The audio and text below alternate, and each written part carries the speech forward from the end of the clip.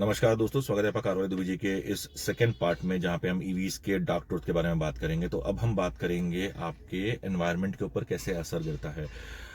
ये जो मिथ है कि बहुत ही ग्रीन और बहुत ही ज़्यादा एनवायरनमेंट फ्रेंडली है, ग्रीन रेवोल्यूशन है, फलाना ढिमकाना XYZ जो भी है।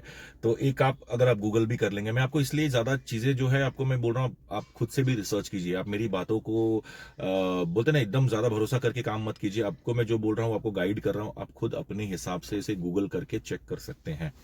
तो अगर आप चेक करेंगे तो आप देखेंगे कि जो आपकी जो एक ईवी है, ईवी बनने के लिए जितना आपको पोल्यूशन क्रिएट होता है, क्योंकि बिकॉज इसमें सबसे मेजर कंट्रीब्यूशन आपकी बैटरीज का है सर।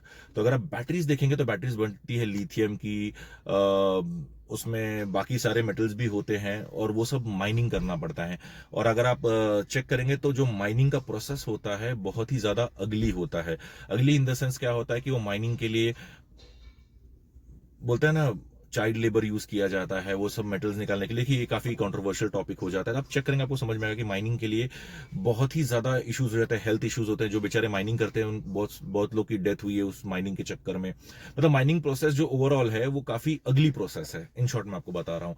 तो ये जो प्रोसेस है माइनिंग करके आप जो बैटरी का जो रॉ मटेरियल है वो निकाल रहे हैं, फिर उसके बाद जो इसको एक्सपोर्ट किया जाता है, जो इसको इसमें बैटरी बनाया जाता है। तो ये मैंने 3-4 अलग अलग जगहों पे रिसर्च किया है। तो मुझे किसी ने, मतलब जहां से मुझे नॉलेज मिला है, कोई बोलता है 20 से 25 साल तक जो आपकी पेट्रोल गाड़ी एमिशन देगी, वो एमिशन एक गाड़ी को बनाने में ईवी के ऑलरेडी लग जाता है। अभी कितना सच है कितना झूठ है आप खुद रिसर्च कीजिए, बट मैं तो जो एमिशंस आप सोचते हैं कि एक पेट्रोल गाड़ी जितना निकालती है, बोलते ना एक टाइम में, आप अब ये सोचिए कि जो एमिशंस निकल भी रहा है, कहीं ना कहीं जो कार्बन है वो कार्बन आपका रिसाइकल हो जाता है। मतलब जिसमें समझ लो जो गाड़ियों का एमिशंस निकलता है, जो कार्बन फुटप्रिंट निकलता है, उसका एटलीस्ट 10, 15 या 20% तो रिसाइकल होता रहेगा डेली बेसिस पे। इतने सारे आपके झाड़ लगे हुए हैं, इतने सारे आपके प्लांट है, प्यूरिफिकेशन प्रोसेस होती है। तो कहीं ना कहीं ये रिसाइकल, ये कार्बन रिसाइकल हो जाता है और उसे कन्वर्ट किया जाता है अपने आप। बोलते ना ये नेचुरल है, ये कहीं ना कहीं नेचर अपने आप को बैलेंस कर रहा है। बट अगर आप ये सोचिए कि अगर एक ईवी 1 साल का एमिशन एक साथ लेके रोड पे आ रही है। अब मेरी पॉइंट समझ रहे हैं कि जहाँ पे 20-30% आपका डेली बेसिस पे जो रिसाइकल हो रहा है, वो क्यों हो रहा है कि 100 गाड़ियां है, 100 गाड़ियां 100 कार्बन, 100 ग्राम कार्बन का ऑलमोस्ट डेली बेसिस पे अगर निकाल रही है, तो उसका 30% या 20% रिसाइकल हो रहा है।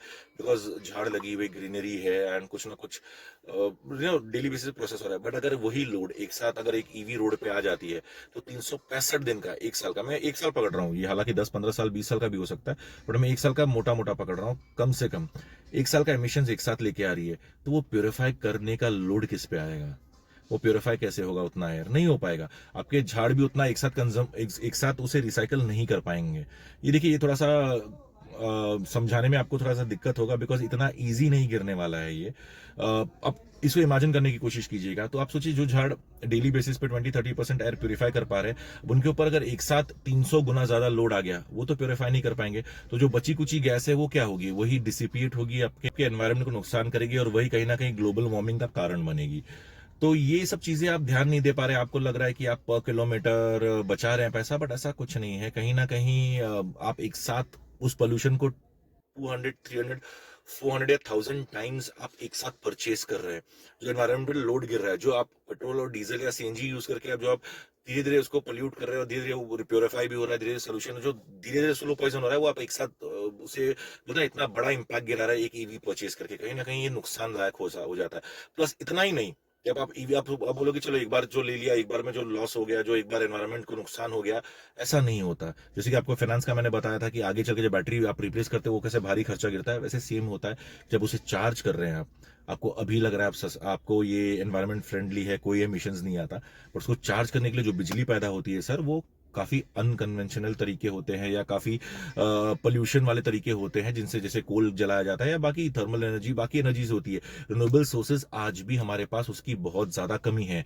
सोलार के पैनल्स लगाए गए हैं, बट वो इतना अभी तक कारगर नहीं हुए। टाइडल एनर्जी अभी तक गवर्नमेंट भी इस पे काम कर रही है, ना ही अभी तक न्यूक्लियर इतने सारे हमारे पास पावर के आए हुए हैं कि हम इतना बिजली पैदा कर सके। तो कहीं ना कहीं आपको वही पोल्यूशन वाले तरीके से बिजली दी जाती है और वही बिजली से आप चार्ज कर रहे हो।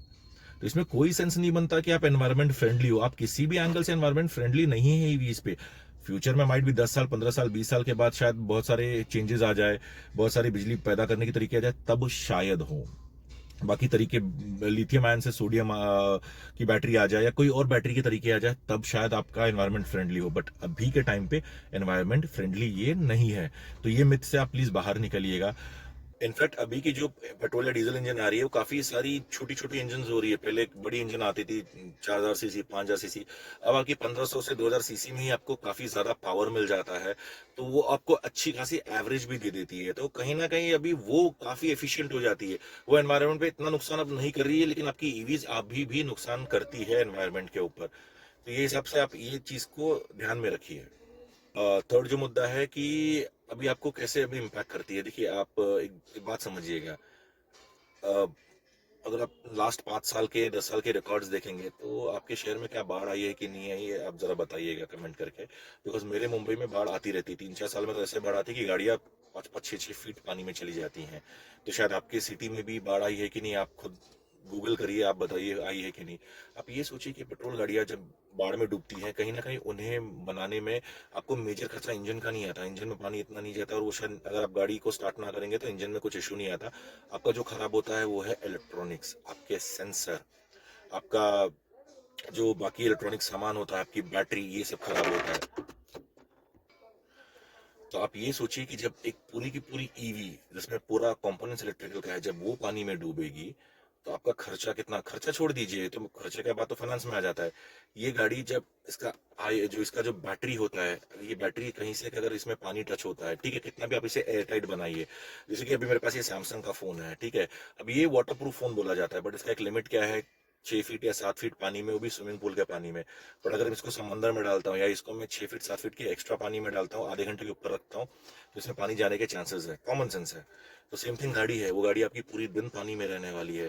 तो कितना भी एयर टाइट, वाटर टाइट या कैसा भी कुछ भी रहे, कहीं ना कहीं पानी बैटरी को टच करेगा, और जब उसमें टच करेगा तो जो आपका जो एसिड है उसके अंदर, जो आपका लिथियम है, वो सब रिएक्ट करेगा पानी के साथ, और वो पानी को पल्यूट करेगा। अब वो पानी कितने किलोमीटर में फैला हुआ है आप नहीं जानते। तो अब ये सोचिए, आपके स्किन इन्फेक्शन, आपको शायद कैंसरस स्किन इन्फेक्शन हो सकता है, आपको ये टॉक्सिटी कर सकता है, पता नहीं बच्चे रहेंगे तो ये कितना डेंजर हो सकता है, आप उसका अंदाजा नहीं लगा सकते। कि एनवायरनमेंट को जितना आप बोल रहे सिक्योर बनाने की कोशिश करें, ये उतना ही रिस्की हो रहा है। बिकॉज आपके पास 30% गाड़ियां रोड पे जब यही आ गई हैं, तो कहीं ना कहीं पे बाढ़ आएगी, कहीं पे प्रॉब्लम होगी। प्लस इंडियन रोड्स आप जानते ही हैं, बाहर गांव से आप कंपेयर करते हैं, बाहर गांव का आपका रोड स्मूथ है, वहां पे टेस्ला सक्सेसफुल है।